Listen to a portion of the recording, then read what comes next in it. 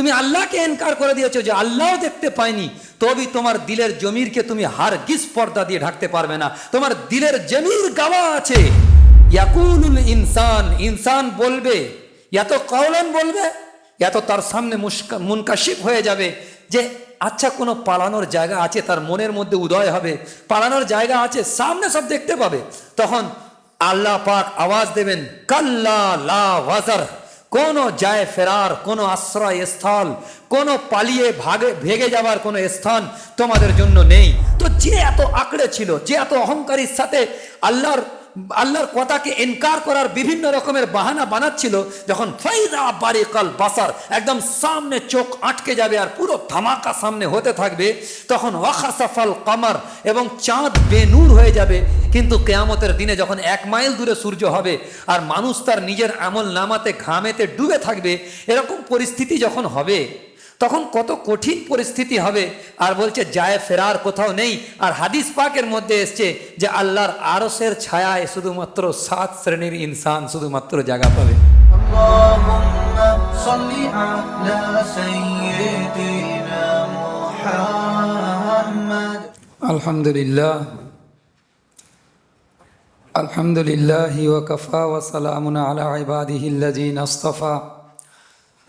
আম্মা বাদ, فأعوذ بالله من الشيطان الرجيم. بسم الله الرحمن الرحيم.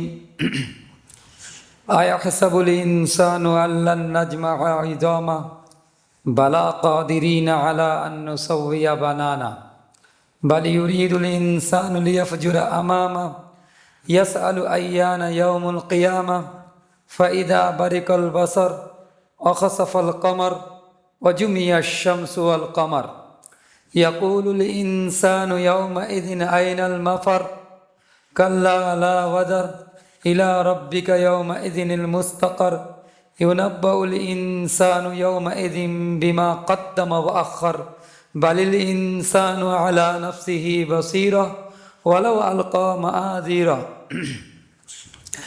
لا تحرك به لسانك لتعجل به إن علينا جمعه وقرآنه فإذا قرأناه فاتبع قرآنه ثم إن علينا بيانه وقال سبحانه وتعالى كما ورد في سورة القيامة إلى آخر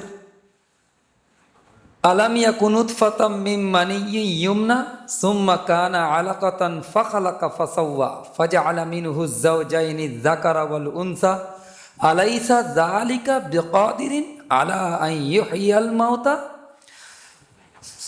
সুবহানাকা ওয়া বালা সাদাকাল্লাহুল আযীম। আমাদের যে সূরা কিয়ামার আলোচনা চলছিল, তো আলহামদুলিল্লাহ আমরা বেশ কয়েক সপ্তাহের মধ্যে সূরা কিয়ামার প্রথমে 2 কসমের কথা বিস্তারিত আলোচনা করেছি। তারপরে আল্লাহ পাক বলছেন যে আয়াহাসাবুল ইনসানু আল্লান নাজমা ইজামা, মানুষ কি মনে করে আমি তার অস্থিসমূহকে একত্রিত করতে পারবো না? আচ্ছা, আমাদের এখানে একটা জিনিস মনে রাখতে হবে যে কিয়ামতকে, এটা নোট করার বিষয়, কিয়ামতকে 3 পর্যায়ে ভাগ করা হয়েছে। এটা খুব মনে রাখতে হবে যে প্রথম তো যে মানুষ ইন্তেকাল করে তার ইন্তেকালটাই হচ্ছে তার জন্য ছোট কিয়ামত, কিয়ামতের সুগরা। আর এটার উদাহরণ এইভাবে দেওয়া হয় যে দেখবেন ফাইদা বারিকাল বাসার, এই বারিকা শব্দটা কোরআন শরীফে ফাইদা বারিকাল বাসার, কিন্তু শব্দটা ফাইদা বারাকাল বাসার শব্দ দিয়েও পড়া যায়। 2 ধরনের কেরাত মশহুর আছে, ফাইদা বারাকা আর ফাইদা বারিকা। রাতে জের দিয়ে পড়া আর রাতে জবর দিয়ে পড়া, 2 ধরনেরই ইমকান মৌজুদ। তো চোখ স্থির হয়ে যাবে। এর আরেকটা মানে করা হয় এইভাবে, যে এটাকে ভালো করে মাথায় রাখতে হবে যে সবথেকে আজীব মানে করেছে তাফসীরে মাঝহারিতে করেছে, এটা আমি মাঝহারি সামনে আছে আমার। তো আজীব কথা ওখানে বলা হয়েছে যে যখন ওই যে বংশী দিয়ে মাছ ধরে, দেখেন না মাছ ধরে, তো একটা সুতোতে অনেকগুলো বংশী থাকে, 5টা 7টা বংশী একসঙ্গে থাকে। ধরে নেন ওরকমই উদাহরণ একটা, যে একটা সুতোতে 1000-এর তাদাতের বংশী আছে, আর সেই বংশীগুলো সব আমার শরীরের সমস্ত জায়গায় জায়গায় জায়গায় জায়গায় আটকে দেওয়া হয়েছে, আর এক জায়গা থেকে সেটাকে টানা হচ্ছে। আর যখন টান পড়বে তখন শরীরের সমস্ত জায়গাতে একটা কষ্ট মেহসুস হবে, আর হতে হতে হতে হতে হাঁটু পর্যন্ত নিয়ে আসবে, ফের কিছুক্ষণ ওয়েট করাবে, তারপরে আবার কোমর পর্যন্ত, তারপরে এই গলার কাছে যখন ঘড়ঘড়া হবে, মৌতের ঘড়ঘড়া বলা হয়, ওইটা আসবে যখন। এ চোখের যে নূর আছে, চোখের একটা নূর আছে, কারণ আমরা বিজ্ঞানে পড়েছি যে চোখের মধ্যে যে আই রিসেপ্টর আছে, এগুলো আলোকের বিচ্ছুরণ, যে ভৌত বিজ্ঞানে আমরা পড়েছি। তো ফিজিক্যাল সায়েন্সের মধ্যে আমাদের এই কথাগুলো পড়ানো হয়েছে যে আলোকের বিচ্ছুরণ কোনো জায়গায় যখন আলো পড়ছে, সেই আলোকের বিচ্ছুরণটা রিফ্লেক্ট হয়ে আমাদের চোখের আই রিসেপ্টর যখন শোষণ করে, তখন আমরা সেই জিনিসকে দেখতে পাই। তো চোখের মধ্যে একটা আই রিসেপ্টর আছে, সেটা নূর আল্লাহ পাক দিয়ে পাঠিয়েছেন। সেই নূর সেদিনকে বেনূর হবে যখন আস্তে আস্তে চোখ দিয়ে ইয়া গাল দিয়ে জানটা বেরিয়ে যায়। তো দেখবেন অনেকের চোখ এরকম স্থির হয়ে যায় মৌতের সময়, আর অনেকের গাল হাঁ হয়ে থাকে। এটা মৌতের সময় বিভিন্ন রকমের হতে পারে, আল্লাহ আমাদেরকে আসান করুক, মৌতের কষ্ট আসান করে দিক। তো এরকম হয়। তো জেনে নাও ওটাও একটা কিয়ামতের মঞ্জর কাশি করা হয়েছে, ছোট কিয়ামত, কিয়ামতের সুগরা, যখন এই সমস্ত কিছু টেনে চোখ দিয়ে বার করা হবে, চোখ এরকম স্থির হয়ে যাবে। তো দুনিয়ার সমস্ত অহংকার আর মগরুর আর তাকাব্বুরের যে আকার, এ সমস্ত কিছু সব তছনছ হয়ে যাবে ওই মুহূর্তে। ওই একটা নকশা কাশি করা হয়েছে কোরআন শরীফের মধ্যে, ফাইদা বারিকাল বাসার ইয়া বারাকাল বাসার, এ দুটো জাবার দিয়ে পড়া যায় এবং জের দিয়েও পড়া যায়। এইটাও তফসিরে মাঝারিতে, যেহেতু তফসিরে মাঝারি খাস স্তরের উপরে কেরাতের কায়দার উপরে তফসিলি কালাম করেছে, এখানে কেরাতের উপরে মাঝারি। অন্য অন্য তফসিরে এতটা কেরাতের উপরে কথা বলিনি, কিন্তু এতে কেরাতের লম্বা কথা আলোচনায় এসছে। তো সেখান থেকে আমরা পুরো কথায় আসবো এবারে। তো তিন ধরনের হয়, প্রথম তো মৌত, দ্বিতীয় হচ্ছে যখন কিয়ামতের মঞ্জর কাশি করা হয়েছে এই সূরাতে, ফাইদা বারিকাল বাসার ওয়াখাসাফাল কামারু ওয়াজুমিয়া শামসু ওয়াল কামার, যখন চাঁদ বেনূর হয়ে যাবে এবং চাঁদ আর সূর্যকে একত্রিত করে দেওয়া হবে। যেমন খাসাফ ফের মানা আমি করবো পরে ইনশাআল্লাহ, আগে বাড়বো যখন, খাসাফের মানে করব, ওয়াখাসাফাল কামারের মানে কি। এবং এও বলা হয়েছে যে আল কারিয়া মাল কারিয়া ওমা আদরাকা মাল কারিয়া, তারপরে ওয়াতাকুনুল জিবালু কাল ইহনিল মানফুস, পাহাড়কে পেঁজা তুলোর মতো করে উড়িয়ে দেওয়া হবে। এসব কিয়ামতের মঞ্জর কাশি। ইদা সামাউন শাক্কাত ওয়াদিনাত লিরাব্বিহা ওয়া হুক্কাত, ইদা সামাউন ফাতারাত ওয়াইদাল কাওয়াকিবুন তাসারাত ওয়াইদাল বিহারু ফুজ্জিরাত ওয়াইদাল কুবুরু বুসিরাত আলিমাত নাফসুম মা কদ্দামাত ওয়া আখরাত। এই কদ্দামাত ওয়া আখরাত শব্দ পের এখানে এসছে। এসব জিনিসকে পুরো কিয়ামতের মঞ্জর কাশি করা, মানে পুরো নকশাকে খিঁচে নিয়ে আসা হয়েছে কোরআন শরীফের বিভিন্ন জায়গা থেকে। ইদা সামাউন শাক্কাত ওয়াজিনাত লিরাব্বিহা ওয়া হুক্কাত, এটা আছে। তারপরে সূরা হাক্কাতে আছে আল হাক্কা মাল হাক্কা ওয়া মা আদরাকা মাল হাক্কা কাযযাবাত সামুদ ওয়া আদুম বিল কারিয়া ফাআম্মা সামুদ ফাউহলিকু বিত্তাগিয়া ওয়া আম্মা আদ ফাউহলিকু বিরিহিন সারসারিন আতিয়া সাখারাহা আলাইহিম সাবআ লায়াল ওয়া সামানিয়াত আইয়াম হুসুমান ফাতারাল কওমা ফিহা সারআ কাআন্নাহুম আ'জাজু নাখলিন খাওয়িয়া ফাহাল তারা লাহুম মিন বাকিয়া ওয়া জাআ ফিরআউন ওয়া মান ক্বাবলাহু ওয়াল মুতাফিকাতু বিল খাতিয়া ফাআসাউ রাসূল রাব্বিহিম ফাআখাযাহুম আখযাতার রাবিয়া ইন্না লাম্মা তাগাল মাউ হামালনাকুম ফিল জারিয়া লিনাজআলাহা লাকুম তাযকিরাতাও ওয়া তা'iয়াহা উযুনু ওয়া'iয়া ফাইদা নুফিখা ফিস সূরি নাফখাতু ওয়াহিদা ওয়া হুমিলাতিল আরদু ওয়াল জিবাল ফাদুক্কাতা দাক্কাতাও ওয়াহিদা। এই পুরো কিয়ামতের নকশা খিঁচে নিয়ে এসেছে যে পাহাড় আর জমিনের মধ্যে সংঘর্ষ বাঁধিয়ে দেওয়া হবে। এবং আল হাক্কা, এই হাকিকত খুলে সামনে আসবে। মাল হাক্কা, ফির ওয়ামা আদরাকা মাল হাক্কা, এই শব্দ কোরআন শরীফে বারবার বারবার বিভিন্ন জায়গা থেকে নিয়ে এসে পুরো কিয়ামতের মঞ্জর কাশি করা হয়েছে। এখান থেকে আমরা বুঝতে পারছি যে কিয়ামতের কুবরা হচ্ছে এটা, দুই নম্বর ক্যাটাগরির একটা মৌত।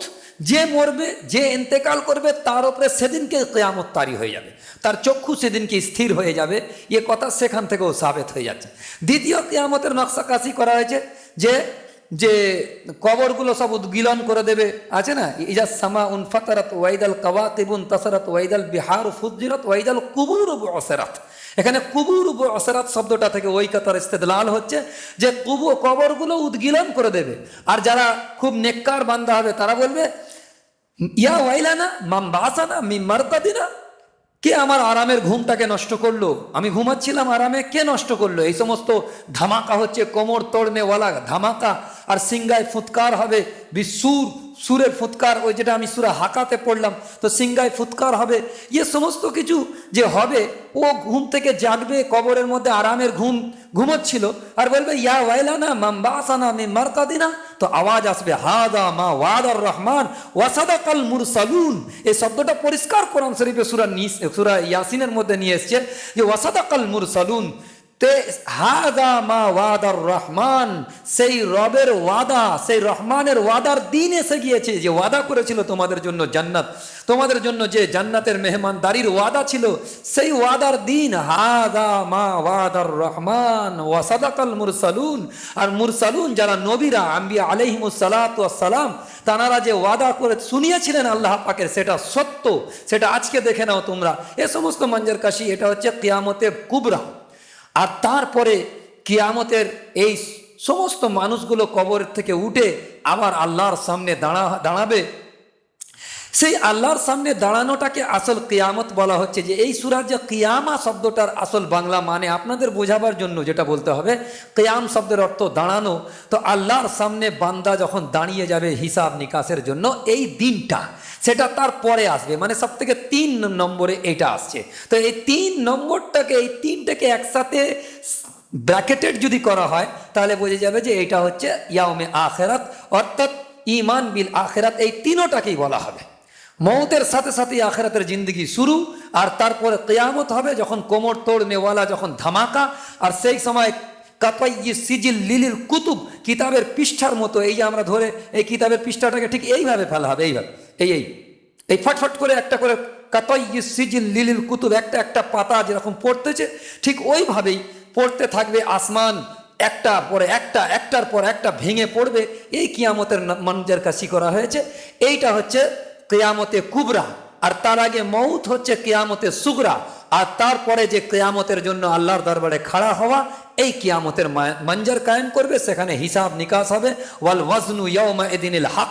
এই কোরআন শরীফের মধ্যে বলা হয়েছে যে ওজন করা হবে তোমাদের আমলগুলোকে, এর জন্য মিজান কায়েম করা হবে। এ সব কিছু কিয়ামতের ওই দিন, যেদিনকে মানুষ দাঁড়িয়ে যাবে আল্লাহর দরবারে।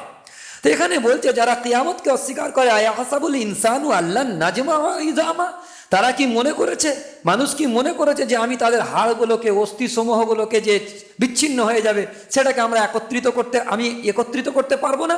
আল্লাহ পাক ফের জবাব দিচ্ছে, বালা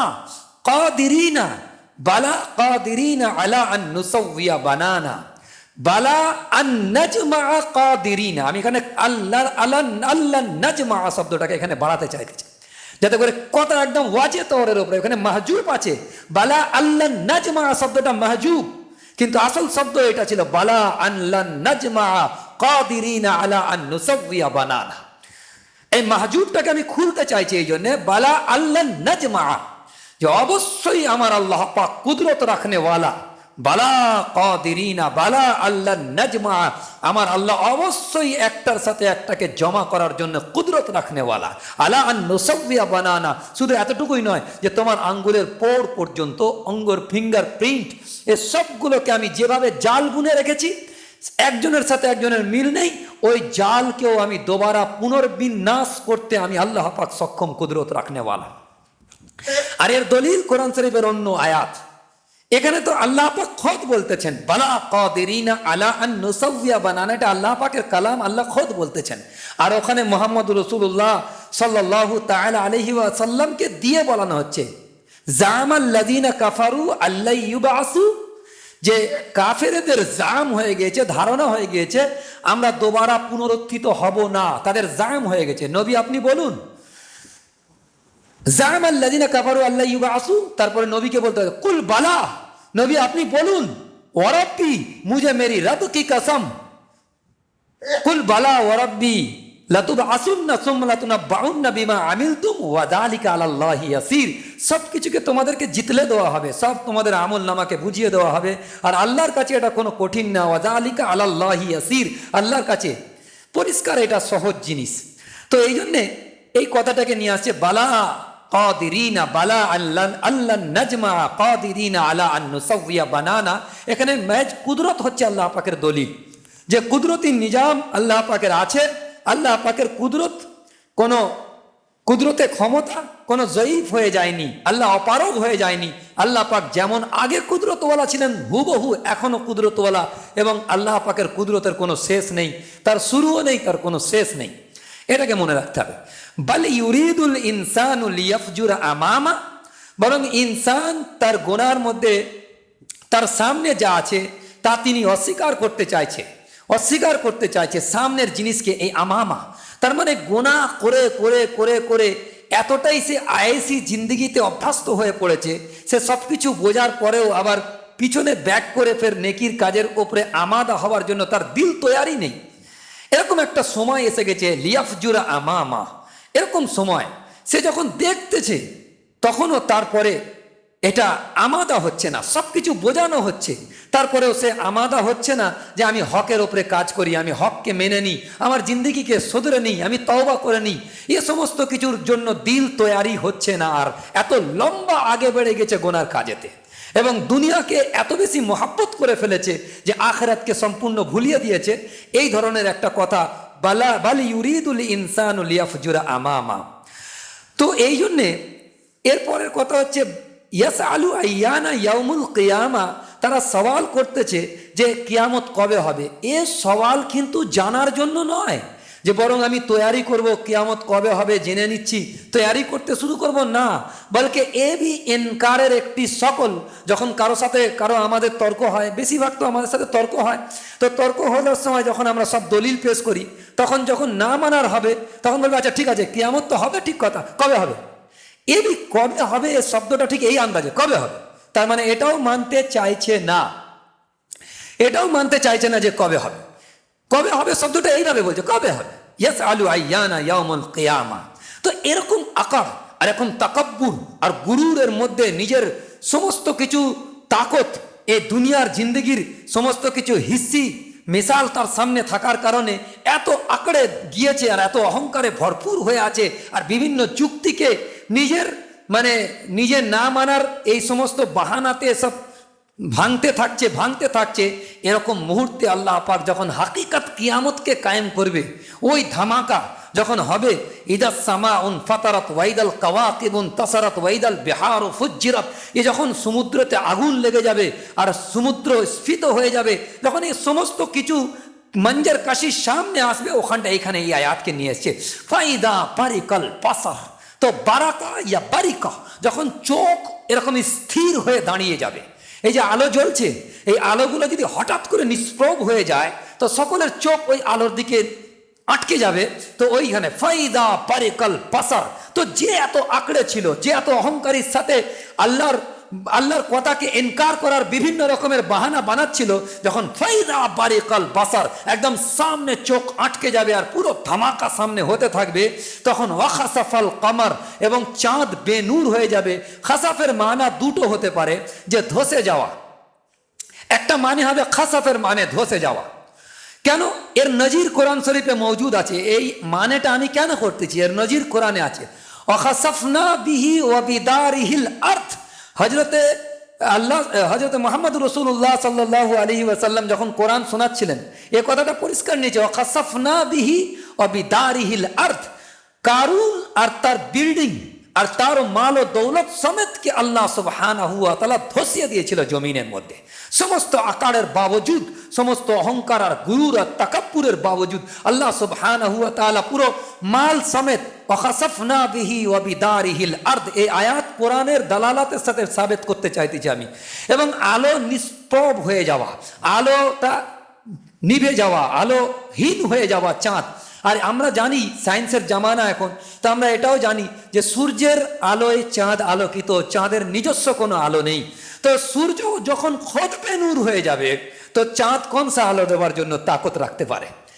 এ পরিষ্কার কথা। তারপরে বলছে ওয়াখাসাফাল কামার ওয়াজুমিয়া শামসু ওয়াল কামার, এবং ওয়াজুমিয়া শামসু ওয়াল কামার থেকে এইটা যে আমরা পশ্চিম দিক থেকে পূর্ব দিকে পৃথিবী ঘুরছে, বিজ্ঞানে যারা পড়েছে তারা জানবে আমার থেকে বেশি।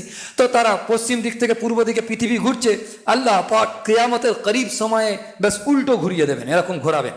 আর আমরা জানি ওয়াখাসাফাল কামার ওয়াজুমিয়া শামসু ওয়াল কামার মানে কি? জমা করা হবে, যেমন তরতিব যে জমা করা হবে, শামস মানে সূর্য, অল কামার মানে হচ্ছে চাঁদ, চাঁদ আর সূর্যকে আল্লাহ পাক জমা করে দেবে। এর আরেকটা ইমকান আছে, এরকমও হতে পারে, মুফাসসিরিনরা লিখেছে, আমি বলতে পারি না হতে পারে, তো মুফাসসিরিনরা লিখেছে যে এরকম হতে পারে যে আল্লাহ পাক সূর্যকে কিয়ামতের সময় পশ্চিম দিক থেকে উদয় করবে। আসল তারতিব ছিল পূর্ব দিক থেকে সূর্য উদয় হবে, আর চাঁদ কোন দিক থেকে? পশ্চিম দিক থেকে উদয় হবে। চাঁদের উদয় স্থল হচ্ছে পশ্চিম দিক। আমরা যখন রোজা বা ঈদের চাঁদ দেখি তখন পশ্চিম আকাশে চাঁদ উদয় হয়েছে কিনা ওটা দেখি। তাহলে বোঝা যাচ্ছে যে চাঁদ ওঠে পশ্চিম আকাশ থেকে, সূর্য ওঠে পূর্ব আকাশ থেকে। কিন্তু হাদিসে সহিতে স্পষ্ট প্রমাণ আছে যে চাঁদ তো পশ্চিম আকাশ থেকে উঠবে, কিন্তু সূর্যকে ঘুরিয়ে পশ্চিম আকাশ থেকে আল্লাহ উদয় করবে। গোয়াকে এটা জমা করার আরেকটা মানে স্পষ্ট দিচ্ছে যে অজমিয়া শামসু ওয়াল কামার, যে জমা হয়ে যাবে চাঁদ আর সূর্য, অর্থাৎ একই উদয় স্থল থেকে দুজনেই উঠবে এবং দুজনে আলোহীন হয়ে যাবে।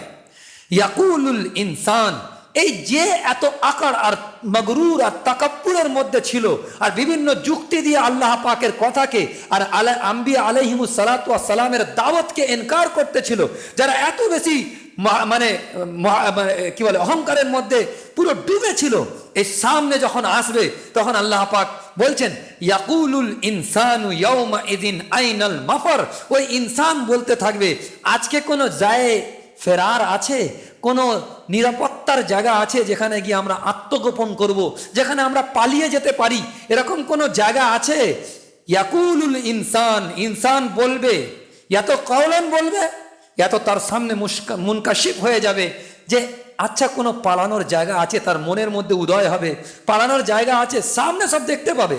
তখন আল্লাহ পাক আওয়াজ দেবেন কাল্লা লা ওয়াজার, কোনো যায় ফেরার, কোনো আশ্রয় স্থল, কোনো পালিয়ে ভেগে যাবার কোনো স্থান তোমাদের জন্য নেই।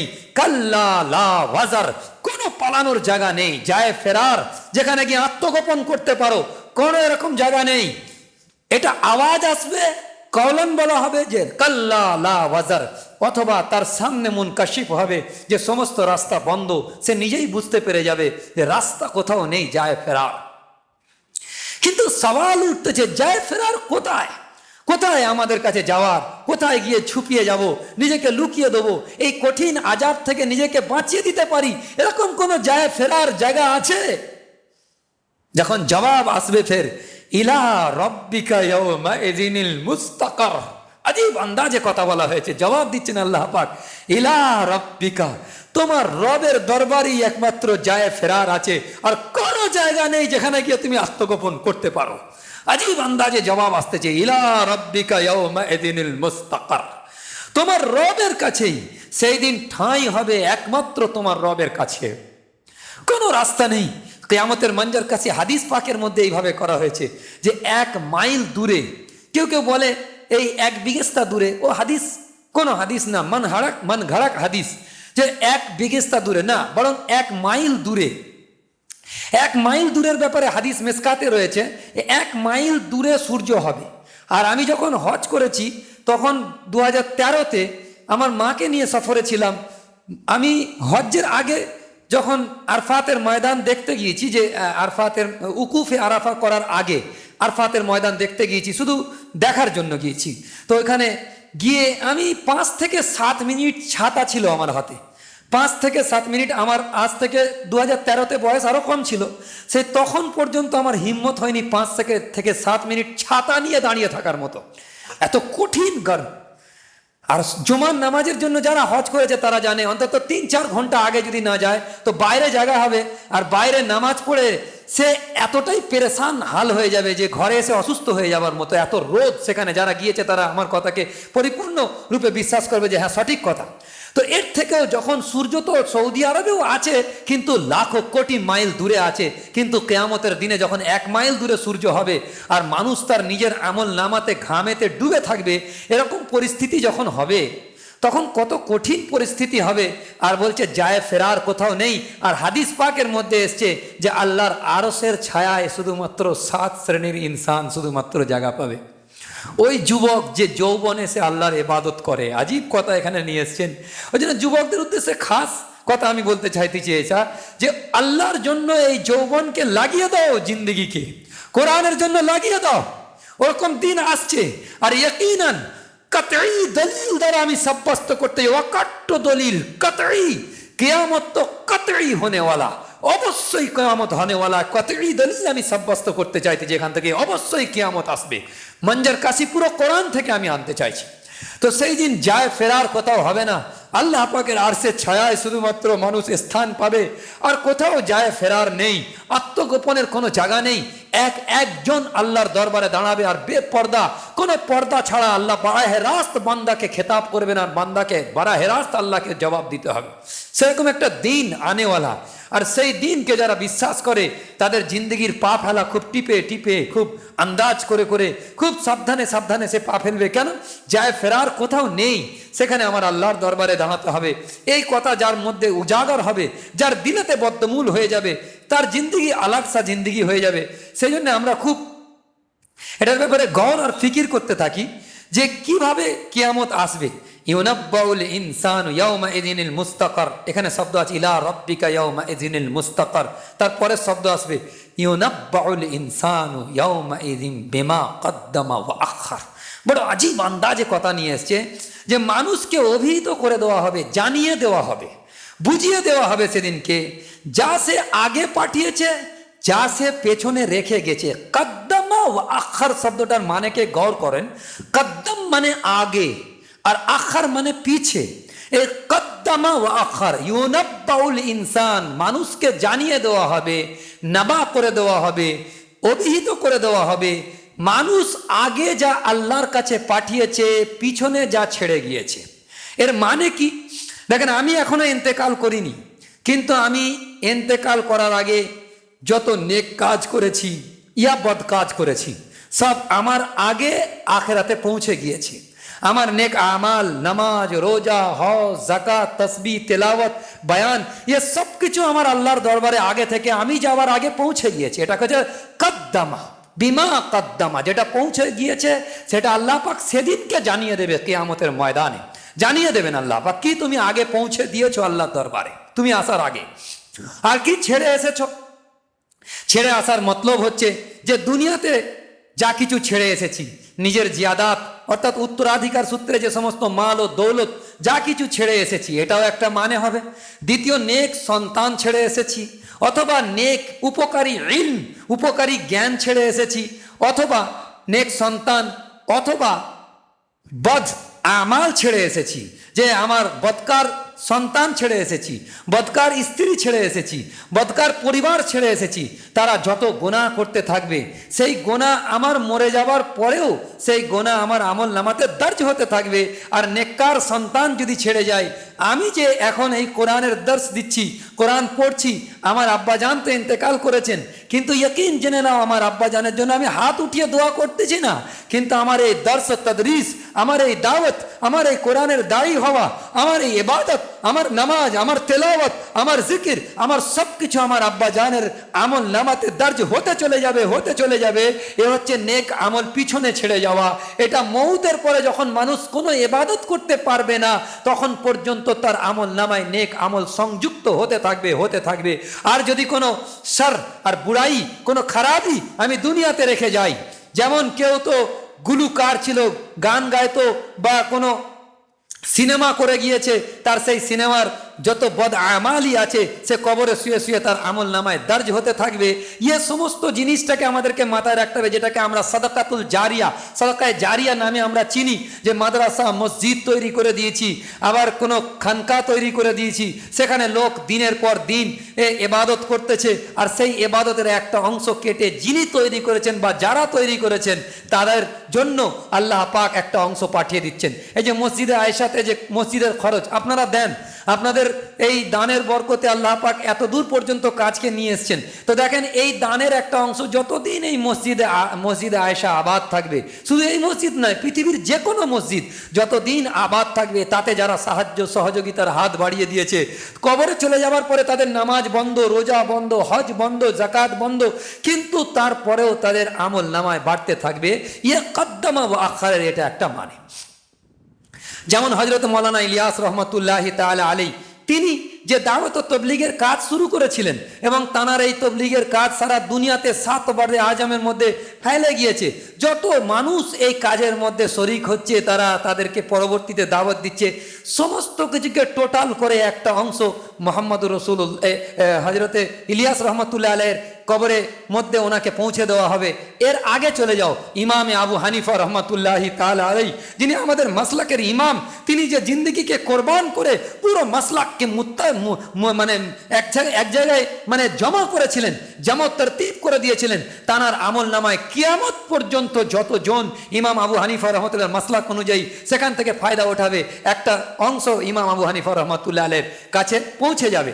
আর তার আগে চলে যাও মোহাম্মদুর রসুল্লাহ সাল্লাল্লাহু তাআলা আলাইহি ওয়াসাল্লাম যে মেহনত করেছিলেন, সেই মেহনতের অংশ একটা মোহাম্মদুর রসুল্লাহ সাল্লাল্লাহু আলাইহি ওয়াসাল্লামের আমল নামাতে দর্জ হতে থাকবে।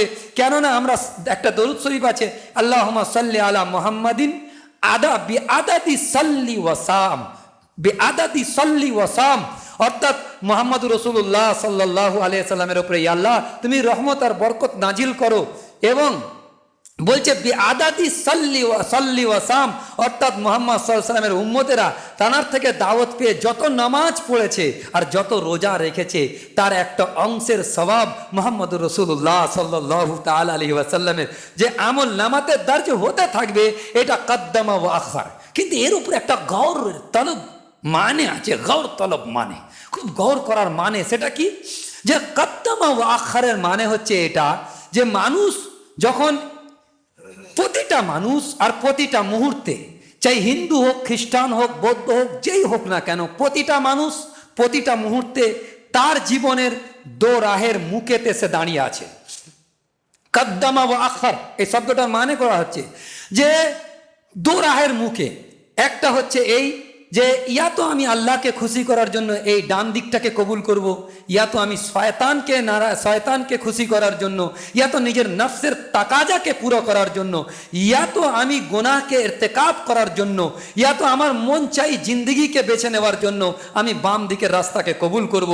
প্রতিটা মানুষ তার জিন্দগির প্রতিটা মুহূর্তে দোরাহের মুখে গিয়ে দাঁড়িয়ে পড়ছে যে কোনটাকে সিদ্ধান্ত নেব, কোনটাকে কদ্দম করব, কোনটাকে আখার করব, কোনটাকে আগে রাখবো, কোনটাকে পিছে ফেলবো, এইটাই দুনিয়াকে আগে রাখবো ইয়া তো আখিরাতকে আগে রাখবো।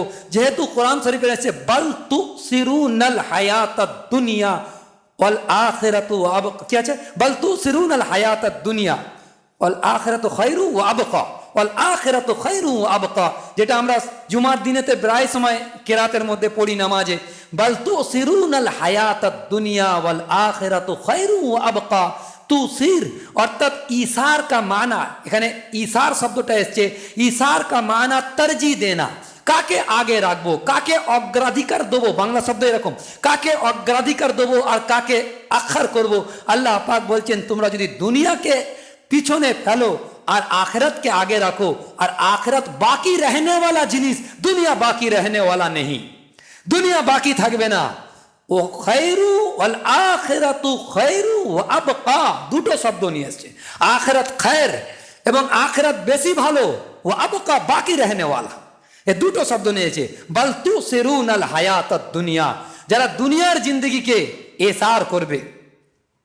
এই যে জিনিসগুলোকে আমাদেরকে বুঝতে হবে যে কোনটাকে আগে রাখছি আমার জিন্দগির, কোনটাকে পরে রাখছি, এইটা যদি আমরা না বুঝি, কেন ইয়াউমা ইয়াকুমুন নাসু লিরাব্বিল আলামিন, সেদিনকে রবের দরবারে আমাদেরকে দাঁড়াতে হবে, আর চেহারায় লেখা থাকবে ইয়াউমা ইয়াকুমুন নাসু লিরাব্বিল আলামিন, আর চেহারাতে লেখা থাকবে কে জান্নাতে যাবে কে জাহান্নামে যাবে, অর্থাৎ কে নেককার আর কে বদকার চেহারাতে লেখা থাকবে। কি করে সম্ভব, কি করে চেহারাতে লেখা সম্ভব? আমি এর উদাহরণ এইভাবে দিই যাতে আপনারা বুঝতে পারেন যে পরীক্ষার যখন এই যে মাধ্যমিক পরীক্ষার রেজাল্ট আউট হলো, তো যে সমস্ত ছেলেরা ভালোভাবে পরীক্ষা দিয়েছে, খাতায় ভালো করে সব উত্তর দিয়েছে, ও নিজেই তার জন্য অ্যাকাউন্টেবল, নিজেই বুঝতে পারবে যে হ্যাঁ আমি পাস করব কি ফেল করব। কমসে কম চলো ভাই পাস তো করে যাব, ফার্স্ট সেকেন্ড থার্ড যদি স্ট্যান্ড নাও করতে পারি, পাস করব, এই ধারণা তাকে উৎফুল্লর চেহারার মধ্যে রেখে দেয়। আর যারা ব্ল্যাঙ্ক খাতা জমা করেছে, সেও ফল বেরোনোর আগে, রেজাল্ট আউট হবার আগে তার মুখেতে সে লেখা থাকবে যে আমি ফেল করবই, কেন কি খাতা সে জমা করেছে সে আগে থেকে জানে। কিয়ামতের দিনে ইউনাব্বাউল ইনসানু ইয়াওমাইযিন বিমা কদ্দামা ওয়া আখার, মানুষকে জানিয়ে দেওয়া হবে, জিতলে দেওয়া হবে, বুঝিয়ে দেওয়া হবে যা সে আগে পাঠিয়েছে, যা সে পিছনে ছেড়ে এসছে। কিন্তু তার পরের শব্দ বালিল ইনসানু আলা নাফসিহি বাসীরা, এ পুরো শব্দকে নিয়ে এসছে। আজীব কথা, আমি এতক্ষণ যা কথা বলব কোরআন সেই কথা দালালাত করতেছে এইভাবে যে বালিল ইনসানু আলা নাফসিহি বাসীরা, বস্তুত মানুষ নিজের সম্বন্ধে নিজেই সম্যক জ্ঞাত, নিজেই জানে। ওই পরীক্ষার খাতা, যেমন ভাবে খাতা জমা করেছি, আমি দুনিয়ার জিন্দগি কেমন ভাবে কাটিয়েছি, কোন জিনিসকে আগে রেখেছি, কোন জিনিসকে পিছে ফেলেছি। দুনিয়াকে আগে রেখেছি, জুমার দিনে হাট হচ্ছে, কাস্টমার এসে গিয়েছে, পড়ো ভাই জুম্মার নামাজ কাজা পড়ে নেবো, জুমার নামাজ পড়ে নেবো, জোহর পড়লেও তো হবে। এ যুক্তি পেশ করেছি, নিজের জমিরকে মুতমাইন করে দিয়েছি। আর এখানে কি বলছে, বালিল ইনসানু আলা নাফসিহি বাসীরা, তুমি কি করেছো সে সব থেকে বেশি তুমিই জানো।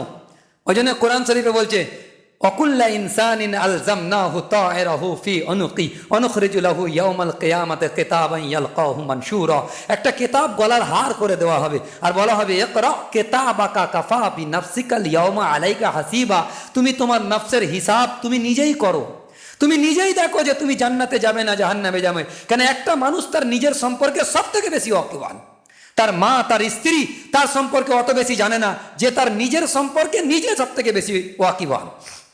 তারপরে বলছে ওয়ালাউ আলকা মাআযিরা, যদিও সে নানা অজুহাত অবতারণা করে, যত তুমি অজুহাত দাও আর পর্দা ঢেলে দাও তোমার গুনাহের ওপরে, সমস্ত পর্দা দাঁড়ার পরেও তোমার ভিতরের যে জমির আছে, জমির ফিজিওলজিতে কোনো জমির বলে কোনো অর্গান আমরা পড়িনি ফিজিওলজিতে, কিন্তু জমির আছে যে দিলের ভেতরে, সব কিছু পর্দা ডালার পরেও তোমার কেউ দেখিনি, তুমি আল্লাহকে ইনকার করে দিয়েছো যে আল্লাহও দেখতে পায়নি, তবে তোমার দিলের জমিরকে তুমি হারগিজ পর্দা দিয়ে ঢাকতে পারবে না। তোমার দিলের জমির গাওয়া আছে, তুমি যা গুনাহ করেছো তোমার দিলের জমির তোমাকে গাওয়া দেবে।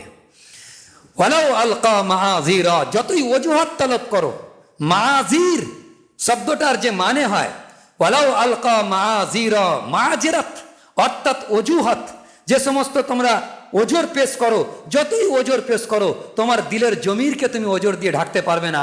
আর এই যে 13 নম্বর আয়াত, 14 নম্বর আয়াত বালিল ইনসানু আলা নাফসিহি বাসীরা, এই আয়াতের সাথে সম্পর্ক জুড়িয়ে ওয়ালা উকসিমু বিন নাফসিল লাওয়ামা, যে নফস, ওই নফসের কসম যে নফস তার নিজেকে নিজেই তিরস্কার করে। আর এখানে বালিল ইনসানু আলা নাফসিহি বাসীরা, সে নিজের ব্যাপারে সবথেকে বেশি সম্যক অবগত, সে জানে, এর সাথে সম্পর্ক তাল্লুক জুড়ে যাচ্ছে। তো সুতরাং এটা পরিষ্কার হয়ে যাচ্ছে এই কথাটা। কিন্তু এখানে আজীব আলফাজ, আমি এইটা বলেই শেষ করব যে আজীব আলফাজে এসছে যে লা তুহাররিক বিহি লিসানাকা লিতাজালা বিহি ইন্না আলাইনা জামাহু ওয়া কুরআনা ফাইদা কারানাহু ফাত্তাবি কুরআনা সুম্মা ইন্না আলাইনা বায়ানা। ये কোরআন কেন নিয়ে এসেছে? আচানক একটা অন্য মজমুন, বিষয়বস্তু চলছিল কিয়ামতের, কিন্তু আচানক অন্য কথা। বারাহ রাস্ত মুহাম্মদুর রাসূলুল্লাহ সাল্লাল্লাহু আলাইহি ওয়াসাল্লামকে খেতাব করা হচ্ছে, আর সেটা কি লা তুহাররিক বিহি লিসানাকা লিতাজালা বিহি। লা তুহাররিক বিহি, বিহি মানে এখানে জমির হচ্ছে কোরআনের, লা তুহাররিক হাররাকা ইউহাররিকু তাহরিকান, লা তুহাররিক বিহি লিসানাকা লিতাজালা বিহি, এখানে তাজালা, এই লিতাজালা মানে জলদি করা। আপনি জলদি কেন করতেছেন? এর একটা মফহুম এরকম হতে পারে যে ওস্তাদ কোনো পড়াচ্ছে, কিন্তু ভালো ছাত্র যারা হয় তারা জলদি জলদি ইয়াদ করে যাতে করে ওস্তাদ আরো নতুন পড়া দিতে পারে।